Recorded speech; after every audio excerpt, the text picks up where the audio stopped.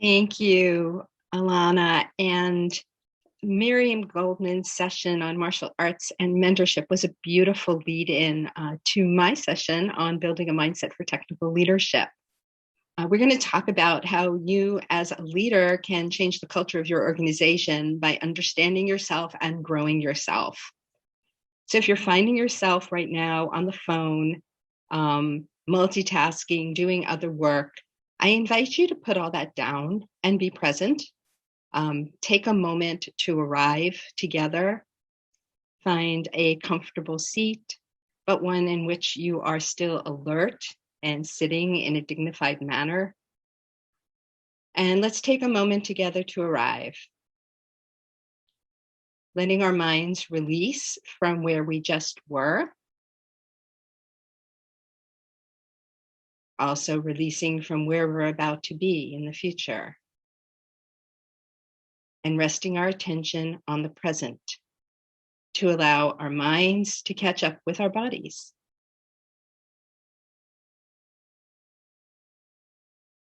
Take a few breaths.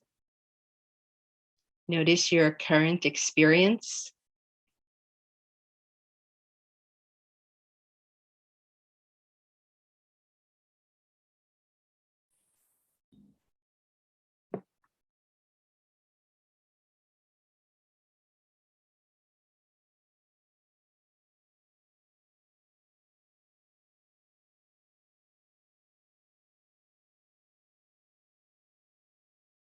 And now that we've all arrived together, we can begin.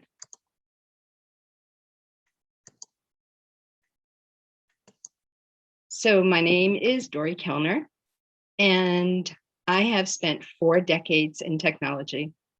Half of that time I've devoted as the managing partner of Sleight of Hand Studios. We're a Drupal agency in the Washington, D.C. area. But throughout those 4 decades, I've experienced a lot of burnout and anxiety and panic, and I searched for a better way to navigate my life and its stressors. And so I transitioned from my work designing Drupal sites to teaching and facilitating mindfulness. So today I'm going to share with you how mindful leadership can assist you in changing your relationship to your stress and provide you with more useful concepts and tips for being a more resilient leader.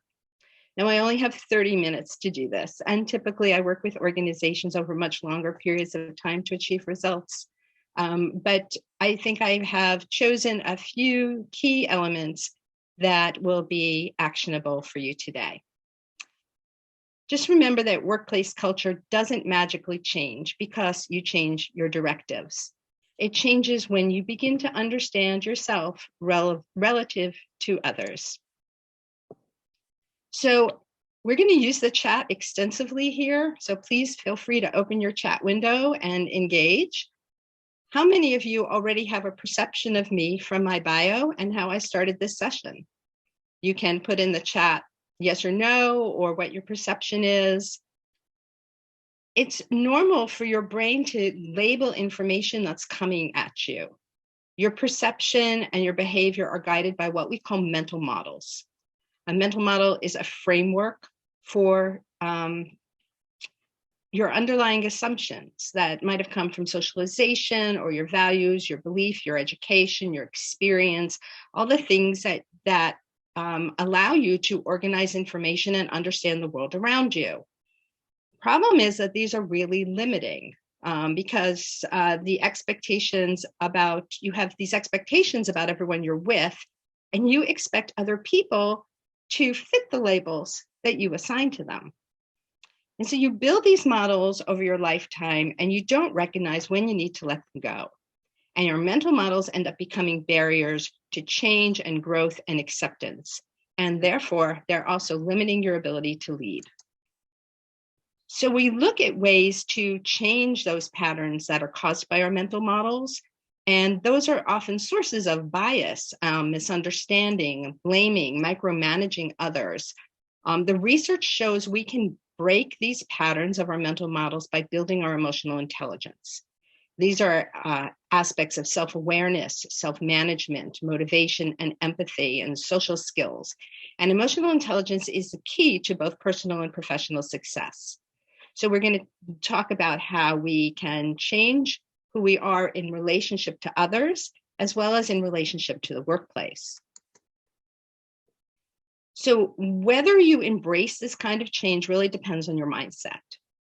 When you have what we call a fixed mindset, you believe your intelligence and talents are static and innate. So your goal in life is always to look smart. And this limits what you can achieve, whether you can stick to new habits or skills or develop new ways of thinking. And you begin to avoid challenges, you resent feedback, and you become intimidated when others have success. So how many times have you said, oh no, I can't do that, or I'm not good at that? That is an example of a fixed mindset. So a growth mindset is when you believe that your intelligence and your talents can be developed and improved over time. And this allows you to recognize that you can improve through effort and action. It helps you embrace feedback and bounce back from challenges by seeing them as opportunities. And the good news is that we can actually build a growth mindset because the brain can develop new neural pathways and strengthen existing ones. And this is the concept of neuroplasticity. This can be accomplished through mindfulness practice. So just like in sports, we practice all the time, right? You don't just start practicing right before the big game. You're always practicing so that you're ready and proficient. And in mindfulness, we're always practicing so that we're ready to take on whatever comes our way. Okay. Mindfulness trains your brain to take a pause and helps you to reframe your stress, your fears, your biases, and your assumptions, so you can be more accepting of others and of yourself. And it gives you space to see where you're stuck in your thinking. This increases your empathy and your compassion. And you learn that your narratives, the way you think about things, are really subjective. They're just coming from your own perspective. And we might know this intellectually, but we need to integrate and internalize this. This is how we reduce our stress, and this is how we build our emotional intelligence. So very quickly, I want to say, this is my definition of stress. It's a reaction to any type of real or perceived threat or demand. Okay, so this can be long or short term, it could be major or minor, it could be extreme, and it's really difficult to measure. It might be personal and related to illness or injury, loss of a relationship, financial problems. It could be related to your family, marriage and divorce, children, moving, or death of a loved one. It can be related to work, a new job, a new boss, your bias in the workplace, your workload or unemployment. And it can be related to the environment, the social conditions, technology, political conditions, natural disasters. And the pandemic certainly was one of them as well. And there are two types of stressors. So the first type is what we call instinctual fear. So if anybody wants to unmute or throw into the chat, what would you do if you saw this tiger coming at you? Give everyone a moment to think about. What would you do?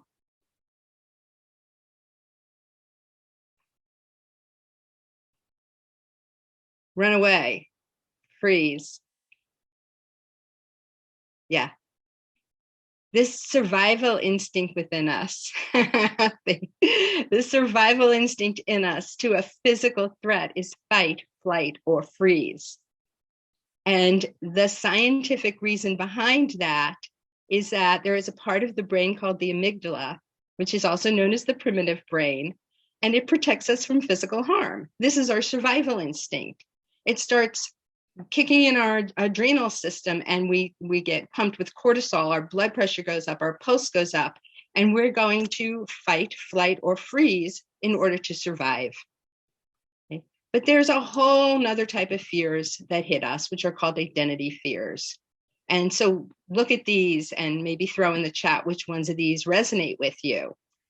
The emotional and physical pain that identity fears cause is real, but it doesn't actually put you in any physical danger. Like public speaking, lots of people don't want to speak in public, and yet it doesn't really put you in any danger. So let's see how the science of these fears holds us back and creates additional stresses in our lives. We talked about the amygdala, the primitive brain, and it functions when it's in physical danger, but it unfortunately hijacks all our fears. Our brains shut down and we can't find our way out of problems. We can't empathize with ourselves and others. And so the parts of the brain that are important in the workplace, which are your prefrontal cortex for critical thinking and your hippocampus for your memory center, can't function. And the amygdala is in charge and your brain simply reacts. It doesn't respond. And so we want to learn to take back control. Okay? So we want to learn to open the pathway so the amygdala understands that I'm not in physical danger and turns on my prefrontal cortex and my hippocampus and creates awareness. So I can discern what I'm thinking in the moment without discounting my needs. I can accept a situation for what it is, understand that other people might have a different perspective, and limit my judgment of myself and others. So when the amygdala is not in play, the brain makes room to choose how to respond. We can say, what do I need right now? And the amygdala turns off. So to build our emotional intelligence, we need to be open to changing how our brain reacts to stimuli. We need to be open to changing the automatic reflex of the amygdala kicking in to discernment that we need to turn on our critical thinking pathways. And mindfulness employs neuroplasticity and changes the brain to respond rather than react. So we're now going to discuss some elements of emotional intelligence that build our growth mindset through mindfulness. And I chose these three elements in particular because they have a major impact on your leadership style. So first, practicing emotional awareness allows you to connect with your emotional triggers, and it helps you to pause and evaluate your response patterns and mental models. So when you react to everything that's going on around you, you're in autopilot mode and you're being hijacked by your emotions. Emotional awareness allows you to build some resiliency and keeps you from letting emotions dictate your behavior. This is really critical for leadership skills. Resiliency then takes over. It's your human ability to recover from any disruptive change or failure without feeling overwhelmed. So instead of your emotions overwhelming you, you take a pause and you're able to see that there is a way to think through the situation. And a recent study showed that when leaders demonstrate this kind of patience, the creativity of their teams increases 15% and their productivity increases 13%. So you need to build this resilience and take control when it's possible, accept when you can't take control, and not dwell on all the should haves or what ifs that happen in the workplace. So we learn to reframe our challenges as opportunities for growth, connect with our sense of purpose. Emotional awareness helps you to notice when you have these negative emotions, particularly those stemming from unconscious bias. And we're going to do a practice together now called an awareness meditation. And I'm going to take you through this together. So if you find a comfortable way to sit, maybe put your feet flat on the floor, sit up straight but comfortably, notice where there's tension in the body. And let's take a few breaths together to start. You're going to take an easy breath in, but then slow your breath down when you exhale, a longer breath out. And this begins to calm the nervous system. So let's do this together for 2 breaths. Easy breath in and a longer exhale. And again, an easy breath in and a longer exhale. Now, if you'd like, you can close your eyes or lower your gaze, and you're also free to keep your eyes open. And begin to notice, what are you experiencing mentally right now in this very moment? What are you thinking about? What do you notice your mind going to?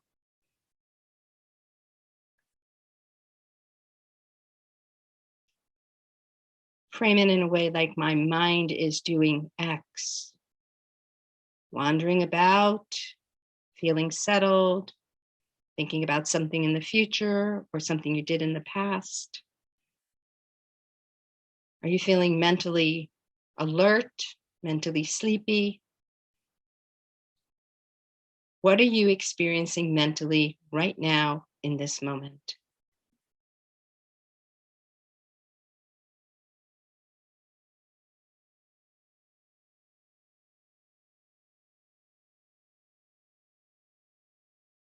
Shifting to the heart. What am I experiencing emotionally right now in this moment? What specific feelings are coming up for you? What general mood are you experiencing? You might use words of emotion like joy, peace, discomfort, love, fear, anger, frustration. What are you experiencing emotionally right now in this very moment?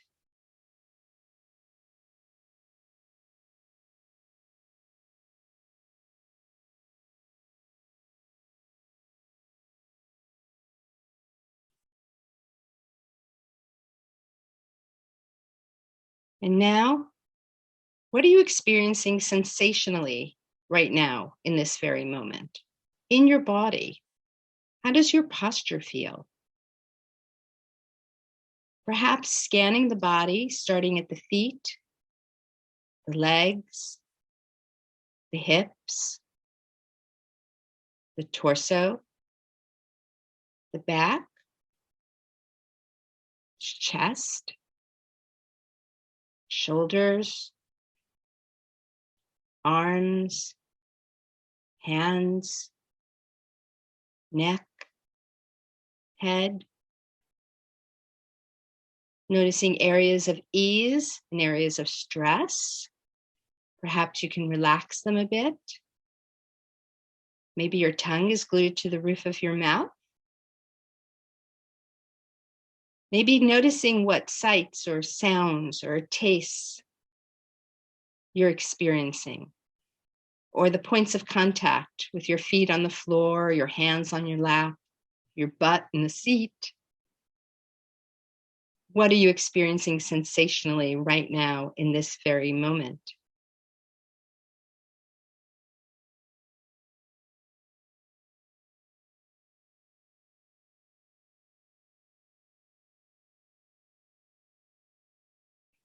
Are you feeling connected to yourself?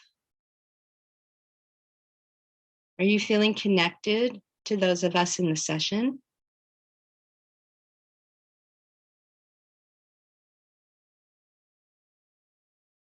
When you're ready, if you've closed your eyes, you can open them.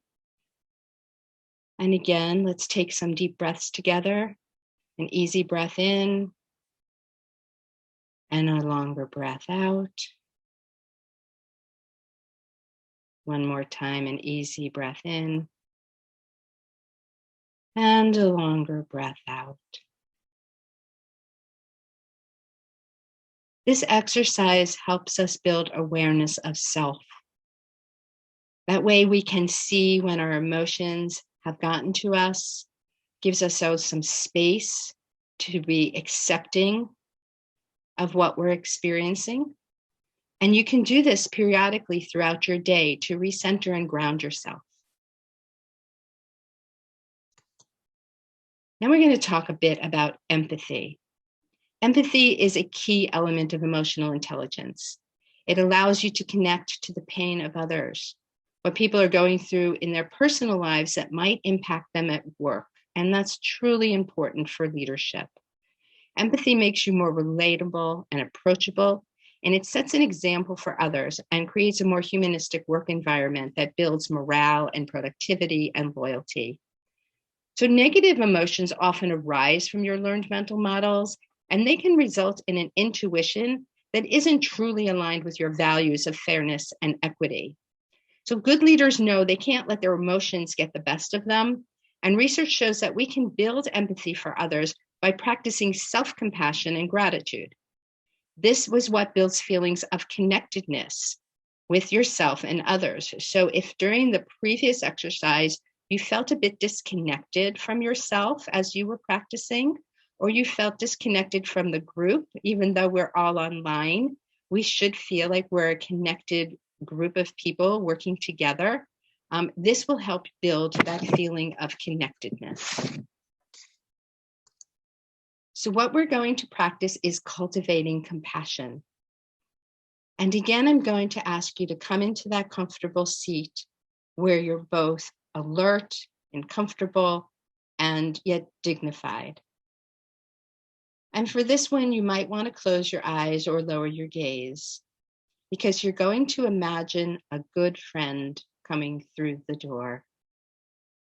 Maybe it's somebody who's a role model in your life, someone who's been unconditionally loving, generous, or wise.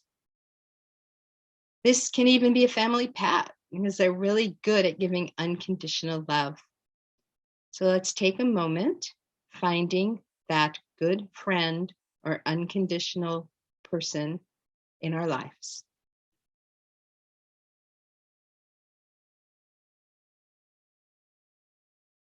Now, once you have that person in mind, think about their loving qualities and the kindness that brings to you.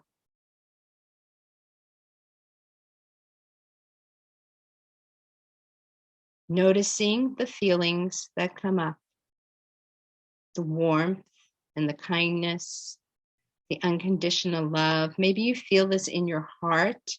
It's okay to place a hand on your heart to connect to that feeling of love, but don't try to force it. So keeping those feelings in mind, bring that friend back in mind again. And silently to yourself, repeat these phrases after me. May you be happy. May you be healthy. May you be free from inner and outer harm. May you care for yourself joyfully.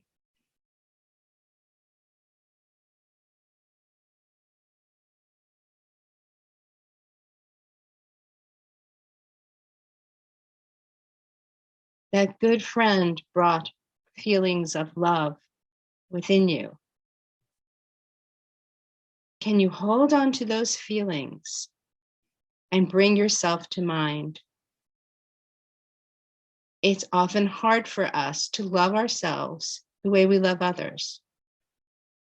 Think about your own good qualities and notice how this feels without any judgment. You deserve to feel good about yourself. When you feel good about yourself, you can share it with others. Offer to yourself the same loving kindness phrases and use the feelings in your heart of unconditional love to anchor you. And if you notice any resistance or tightness, just notice that with curiosity. It's okay. We're just learning how to practice. So repeat these phrases silently. May I be happy. May I be healthy. May I be free from inner and outer harm.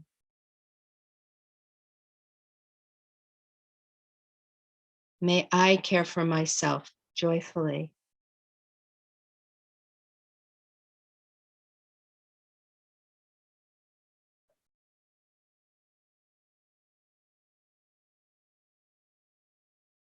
Taking a few moments in silence to connect with your experience.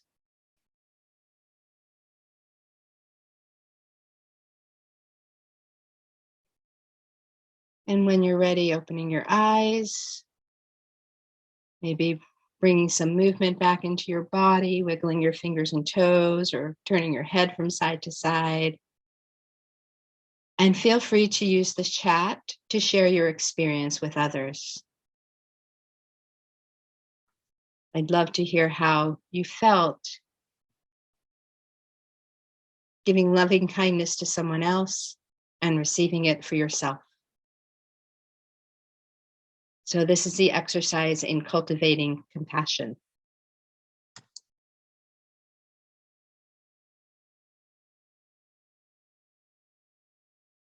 So the final element of emotional intelligence we're going to discuss today comes from communications. And this is one of the biggest stressors at work, the challenges we have interacting with our coworkers and our clients. And we find that communications are difficult because we're relying on our own perceptions and judgment from our own mental models. And so when we're working with somebody, that limits the ability to come up with potential solutions. So listening is central to all your relationships, and it's an undertaught skill. You need to learn how to listen without an agenda, without interrupting people, without judging what they're saying, without trying to fix their problems, without planning what you're going to say next. How many people do that? They're sitting and they think they're listening, but what they're doing is planning their rebuttal, right? So you want to practice empathetic listening, where you open your mind and your words and your feelings between you. And you inviting all voices in. So if you're having meetings in policies or decisions that affect coworkers, you're really inviting everyone into the space to have a voice. So mindful listening is a radically transformational experience. And you begin to recognize that your perception of what's going on is subjective. And that when you open yourself up to other people's perspective, it allows you to shift from your own experience and to cultivate trust through awareness of others' experience. So when we start to see that our similarities outweigh our differences, we're able to practice compassion without any criticism, judgment, blame, or fear. We can address all of this through what we call nonviolent communication. And this was developed by Dr. Marshall Rosenberg, and it's been used globally in schools, in prisons, in healthcare, and corporations.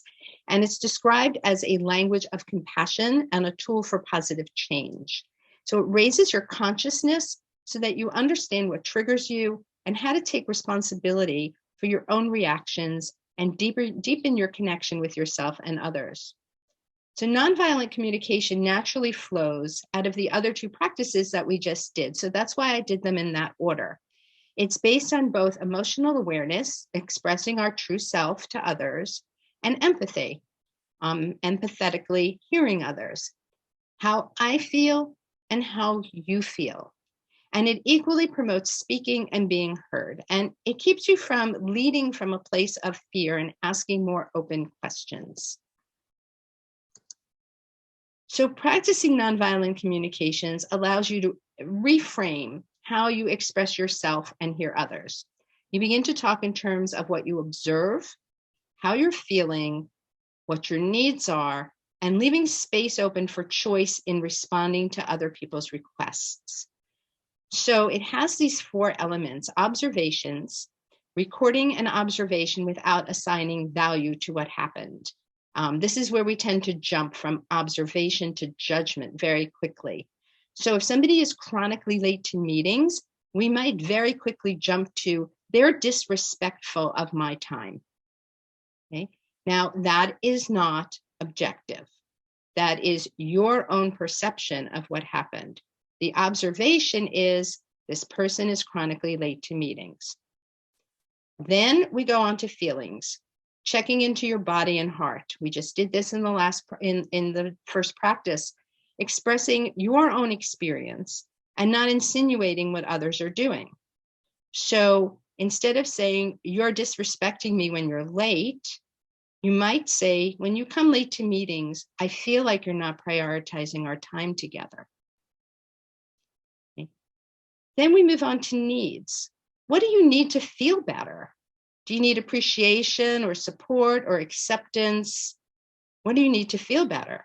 So instead of saying, you need to be on time, perhaps saying, because I need to feel like my time is valued. And then we move on to our request, what we need to have happen to make that need fulfilled. So because I need to feel like my time is valued, will you be willing to be punctual when we have something on the calendar? Okay, so now we've opened a dialogue. So instead of saying, you're disrespecting me when you're late, you need to be on time, we're talking to coworkers in a way that acknowledges what happened in the most objective way possible for all of us, and then open to discussion. So when someone says, will you be willing to be punctual when we have something on the calendar? The response might be, our weekly meetings conflict with when I have to take my daughter to childcare, and I can't always get here on time because of the traffic. Wow, now we have something we can talk about, something we can change, something we can understand and empathize with. Maybe it's, I have an awful lot of work on my plate, and I go to so many meetings that when each one starts on the hour, I don't have time to go to the bathroom in between, get a drink of water. Oh, another thing we can talk about. Maybe we can start our meetings 5 minutes past the hour. So nonviolent communication opens us up to all of this kind of constructive conversation with our coworkers. So in summary, we discussed the interplay of our mental models, our mindset, and employing mindfulness as a way to change how our brain responds to stressors and makes us available to build our emotional intelligence. We addressed 3 aspects of emotional intelligence, which were emotional awareness, compassion, and communications. And we did some mindfulness practices that build each one of those. So mindfulness can help us act with greater intentionality. I invite you to examine how these skills align with your experience as a leader. Mindful leadership allows you to bring new perspectives to the workplace, to listen more deeply to those around you and their needs, and to recognize when it's time to pivot, as well as cultivate trust. And this is your opportunity to decide what's truly important as a leader. So you can start now by being more flexible, communicating with care, and being a role model who encourages personal control and well-being. So I hope you can use the chat here to commit to one practice this week that will help you start your journey into how a mindfulness practice will allow you to be a more thoughtful and compassionate leader. Sometimes when we write it down in the chat or in your journal, it helps it to stick. So I will be in the Slack room for any questions that you might have. I am an MBSR teacher. If anyone knows what that is, it's mindfulness-based stress reduction. It is a flagship program that has been taught for over 40 years. It's evidence-based, and it helps you to build your mindfulness practice. I also work with people one-on-one, and I help organizations to build mindfulness practices to change culture. And I truly appreciate you joining me today. I loved our time together, and I hope to see you in the Slack room.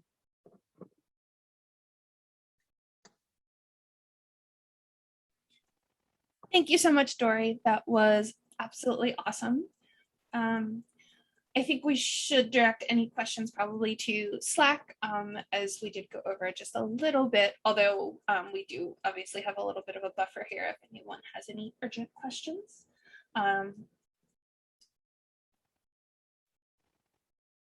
Yeah, I really can relate to the comments in the chat. So if you haven't been following the comments, head in there. During the compassion meditation, there was some agreement about how it was easier to love someone else than it was to give love to yourself. That will change over time the more you practice. And the more that you can give love to yourself, the more you'll find that you become more compassionate to those around you. And I also saw some common comments about withdrawing from difficult conversations, especially around judgments and bias, and maybe using nonviolent communications as a way to engage instead of pulling back. So thank you for those comments.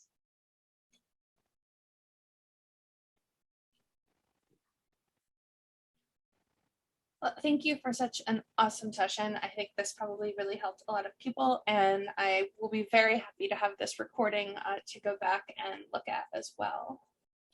Absolutely.